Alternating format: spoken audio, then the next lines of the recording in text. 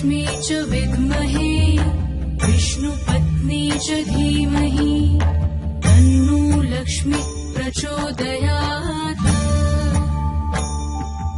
ॐ महालक्ष्मी च विद्महे विष्णुपत्नी च धीमहि तन्नो लक्ष्मी प्रचोदयात्। ॐ महालक्ष्मी च विद्महे विष्णुपत्नी च धीमहि तन्नो लक्ष्मी प्रचोदयात्।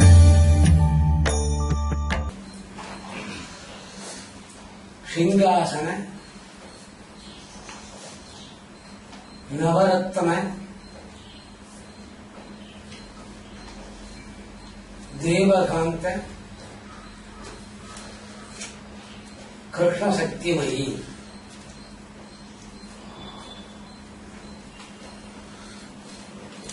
अन्यान विज्ञान हरिणी वेद संस्कार ज्ञान कृपालिनी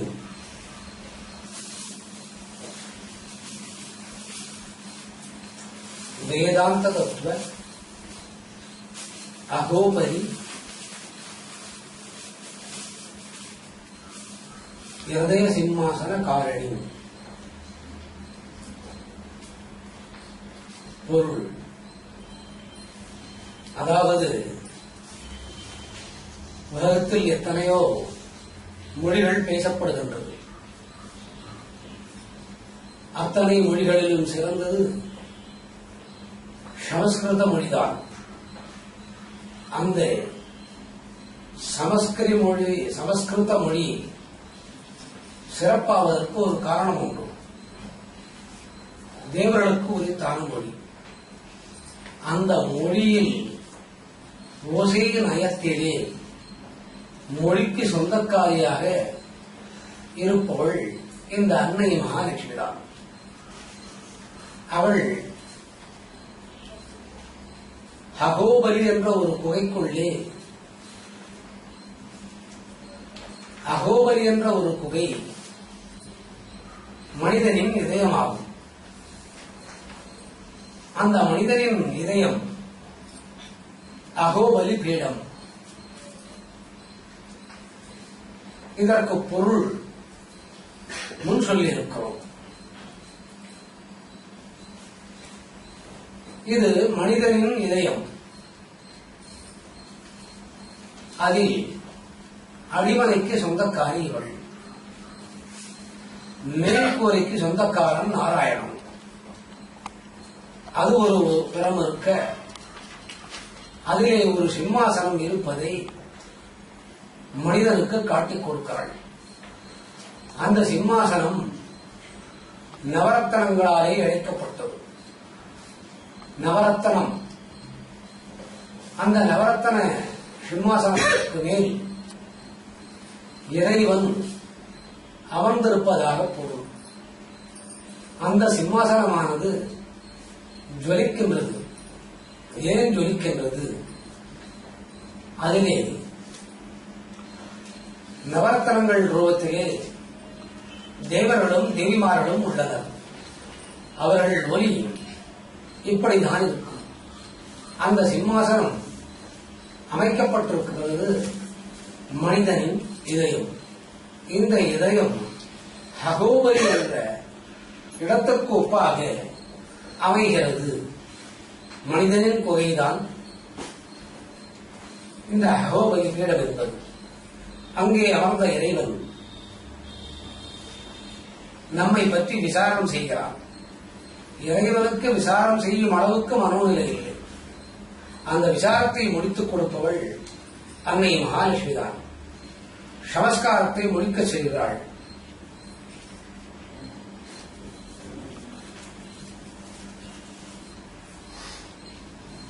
அந்த சமஸ்காரம் முடித்துக் கொள்ள பொழுது குதநாதம் ஹரிவோம் என்று தலைக்கீழாக சப்தமிடும்.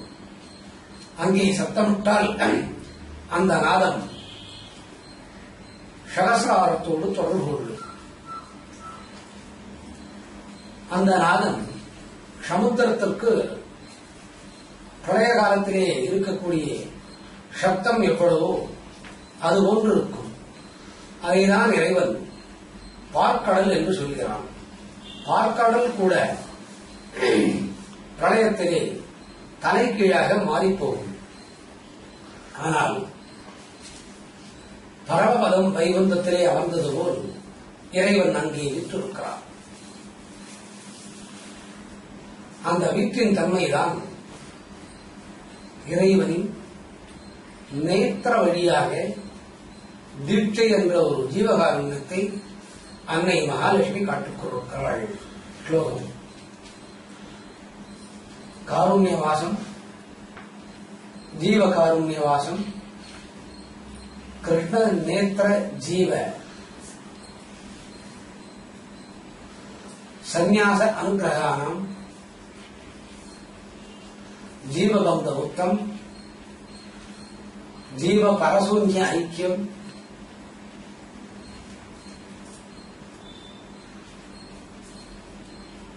பரசூன்ய கர்மபந்த ஹரணி திருச்சானூர் மந்திர் வாசஸ்தல தேவதேவி மகாதேவி மகாலட்சுமி பாத நமோஸ்துதே. அதாவது இறைவன் கருணையை நேத்திரத்தின் வழியாக உண்மையான தீட்சையை அளிக்க செய்கிறாள். அந்த நேத்திர தீட்சை கிடைத்த பின் மனிதன் முடித்துக் கொள்கிறான். நேத்திர தீட்சை படும்பொழுது இவன் உடல் இருப்பதில்லை, தூரம் இருப்பதில்லை, அதிசூட்சம் இருப்பதில்லை, மகாசூட்சமும் இருக்கும். இந்த மகாசூட்சமத்தின் மேல்தான் இறைவனின் நேரடி கண் பார்வை என்னும் நேத்திர தீட்சை விழும். அப்பொழுது இவன் முடித்துக் கொள்கிறான். முடித்துக் கொண்ட பின் இவனுக்கு தெளிவாகிறது. இவனது பலப்பிறப்பு வாசனையான சமஸ்காரம் முடித்துக் கொள்கிறது. முடித்துக் கொண்ட பின் இவன் அனைத்தும் பெண்மயம், அனைத்தும் பெண்மயமாக இருப்பினும் இதற்கு ஆதாரமாக இருப்பது அன்மைய மகாலட்சுமிதான். இவள் அமர்ந்திருக்கக்கூடிய இடம் திருச்சானூர் என்று சொல்லக்கூடிய மந்திர், அங்கேதான் இவள் பெற்றிருக்கிறாள். இவள் பாதத்தை பற்றிக் கொண்டால் அனைத்து விஷயங்களும் நடக்கும். 83வது ஸ்லோகம் இன்றைய நாள், அதாவது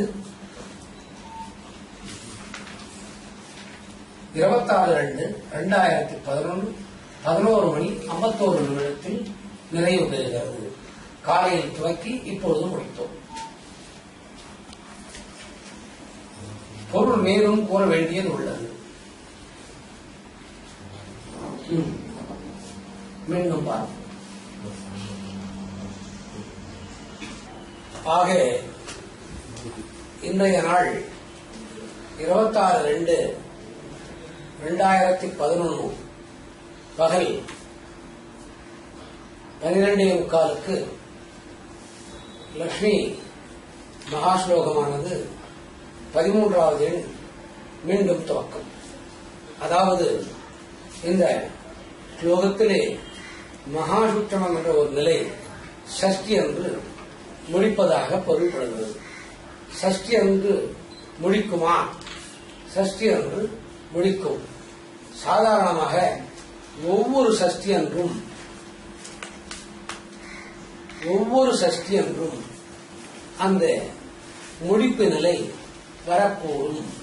வரும். இது உடனடியாக தெரிவதற்கு வாய்ப்பில்லை. நிதானமாக மாதம் இருமுறை வரக்கூடிய சஷ்டியில் மனோநிலையை கவனிக்க வேண்டும். 2 விதமான மனோநிலை வரும். ஒன்று குதர்க்கமான கோட்பாடுகள், மற்றொன்று நேரான கோட்பாடுகள் வரும். இதை சீர் செய்ய சஷ்டி அன்று உபவாசம் இருப்பது நன்மை. அந்த சஷ்டி அன்று விரதம் இருப்பின் மகாசூட்சமத்தின் நிலை தெளிவுபடுவது தெரியும். மகாசூட்சமத்தில் மாயைக்கென்று ஒரு பகுதி, ஞானத்திற்கென்று ஒரு பகுதி. இந்த மகாசூட்சம் சாதாரணமாக முடித்துக் கொள்ளதான் செய்யும். முற்றிலுமாக எப்பொழுது முடித்துக் கொள்ளும்? உடல் அற்ற நிலையில் முடித்துக் கொள்ளும். உடல் தான் இல்லையே. ஆமாம், உடல் தான் இல்லை.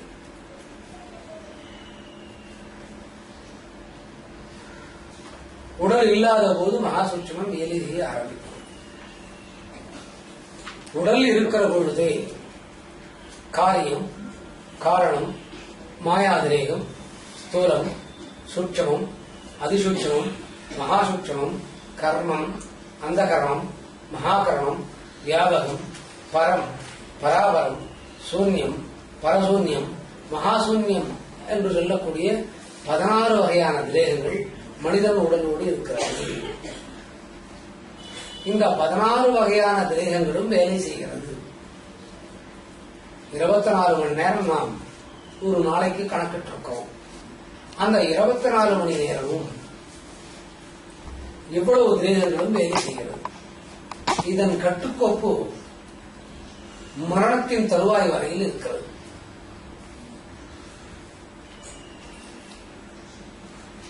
மகாசுற்றம் சற்று முடித்துக் கொண்டால் அவர்கள் ஞானியாகின்றார்கள், மோனியாகின்றார்கள், சித்திர பெருமானாகின்றார்கள். கவி புனையும் அளவுக்கு, கிரந்தங்கள் வகுக்கும் அளவுக்கு மிகவும் மேன்மையான நிலை அடைகிறார்கள். மகாசூட்சமம் முடித்துக் கொள்ளக்கூடிய நிலையிலே தானாக உடலில் இருக்கக்கூடிய பிராணம் உயிரோடு இருக்கும் பொழுது சீராகிறது. உதாரணம், ராமன் வாழ்ந்த காலத்திலே வால்மீகியும் வாழ்ந்தார். வால்மீகி வாழ்ந்த காலத்திலே ராமனும் வாழ்ந்தார். இருவரும் உடலோடு இருந்தனர். இறைவனை உடலோடு சேவிக்கக்கூடிய ஒரு நிலை அந்த மகாசூன்யத்துக்கு உண்டு. மனிதனும் உயிரோடு இருக்கும் கால் உடலை வைத்து சித்தரிக்கிறான். ஆனால் இந்த இத்தனை 16 வகையான திரேகங்கள் இருப்பது நாம் அறிவதில்லை. இந்த 16 திரேகங்களை ஒன்று சேர்த்துதான் ஸ்தூலம் என்று சொல்கிறோம். அதற்குதான் உடல், அதாவது ஆங்கிலத்திலே பாடி என்பார். இது சஷ்டி என்று முடித்துக் கொள்கிறார். சஷ்டி என்று முடிக்கிறது. ஓரிரு மாதங்கள் நாம் இந்த சஷ்டியிலே முருகனை நினைத்து வழிபட்டால் இந்த மகாசூட்சமமானது உயிர் போகாது இருக்கிற காலத்திலே முடிக்கும் தன்மையை தெரியும். முடிக்கும் தன்மையை தெரிவதற்கு காரணமாக இருப்பது பிராணம்தான். பிராணம் என்பதுதான் இதை முடிக்கச் செய்கிறது. வேண்டுதல் அனைத்தும் பிராணனுக்குள் ஒழுங்குகிறது. வேண்டுதல் பிராணத்துக்குள்ளே ஒழுங்கும் போது மகாசூட்சமம் என்ற உடல் விரிவடைகிறது. விரிவடைந்த போது வேண்டுதல் உலகமாய்க்கு தேவையானது அனைத்தும் நடக்கின்றது. மீண்டும் அந்த உடல் மனப்பக்குவம், மகாசூட்சமத்தின் முடிப்பு நிலை, பிராணனின் வேண்டுதல் நிலை மறந்து போகும். இந்த மகாசூட்சமம் ஒன்று துன்பத்திலே மலரலாம், மற்றொன்று இன்பத்திலே மலரக்கூடும். துன்பத்தில் மலர்வதுதான் சிறப்பான விஷயம். துன்பத்தில் மலர்வதுதான் மிகவும் சிறப்பான விஷயம். அங்கே ஞான விசார தத்துவங்கள் மேலோங்கும். ஆனால் மனம் துன்பம் வந்துவிட்டது, வாழ முடியவில்லை, உலகமாயுது, உயிரை மாய்த்துக் கொள்ளலாம் என்று மனப்பக்குவம் பிரமித்து நின்று போகும். பிரமிக்க வேண்டியதில்லை. அந்த பிரம்மையிலிருந்து வெளிக்கொண்டு வருவதுதான் இந்த சஷ்டி திதி. மகாசூட்சமத்தில் பிராணம் முடிக்கின்றது. மகாசூட்சமத்தில் பிராணம் முடிக்கின்றது. பிராணம் முடிப்பதோடு உடலின் வளைப்புத்தன்மை சீராகிறது. உடலின் வளைப்புத்தன்மை சீரானால் அங்கு மனம் குவிகிறது. உடலும் வளைய வேண்டும், மனமும் வளைய வேண்டும். அதற்கு பிராணன் முடிக்க வேண்டும். பிராணன் முடிக்க பக்தி செய்ய வேண்டும். பக்தி செய்தபின் பிராணன் தானாக முடித்துக் கொள்ளும். மகாசூட்சமத்தில் உடலோடு உயிரோடு இருக்கும்போது இந்த நிகழ்ச்சி நடப்பது தெரியும். இது அநேகமாக சஷ்டி திதி அன்று நடக்கும். அப்படி சஷ்டி திதி அன்று திருமலை ஏறினால் இதை நாம் உணரலாம். நடக்காத ஒரு விஷயம், இயற்கைக்கு மாறான ஒரு விஷயம், செயற்கையாலும் நடத்த முடியாது, இயற்கையாலும் நடத்த முடியாது என்ற ஒரு விஷயத்தை முடித்து விடலாம். முடிந்து போகும். இயற்கைக்கும் செயற்கைக்கும் ஒத்து வராத ஒரு விஷயத்தை இந்த மாதிரி சஷ்டியிலே உன்னிப்பாக கவனிப்பின் நடக்கும். அந்த சக்தி திருவோணத்துக்கும் உண்டு. என்னதான் இருந்தாலும் மனித உடல் மாயைக்கு உட்பட்டது. நடக்காத ஒரு விஷயம் நடந்த பின் அது சாதாரணமாக விட்டு போகும். அதோடு குருவினிடத்திலே இருந்து மனம் பிரிந்து வந்துவிடும். மனம் பிரிந்து வந்துவிடும். 20 ஆண்டுகள் ஒருவர் பேசவில்லை, திடுமென்று பேசும் வாய்ப்பை பெறுவர். பேசிய பின் அந்த பேசின நாள் கவனம் வைக்க வேண்டும். இறைவன் கருணையை கவனம் வைக்க வேண்டும். இதை மறந்த பின் மகாசுட்சமம் என்ற அந்த 7வது கிரகம் மறந்து தன்னை மறைத்துக் கொள்ளும். ஆனால் இறந்த பின்னும் இந்த கிரகம் விடுக்கும் தன்மை உண்டு. உடல் இல்லையே என்று கேட்பீர். உடல் தேவையில்லை. ஒப்புமையை சரியாக வரவில்லை என்பீர். இல்லை, ஒப்புமை சரியாகத்தான் இருப்பார்.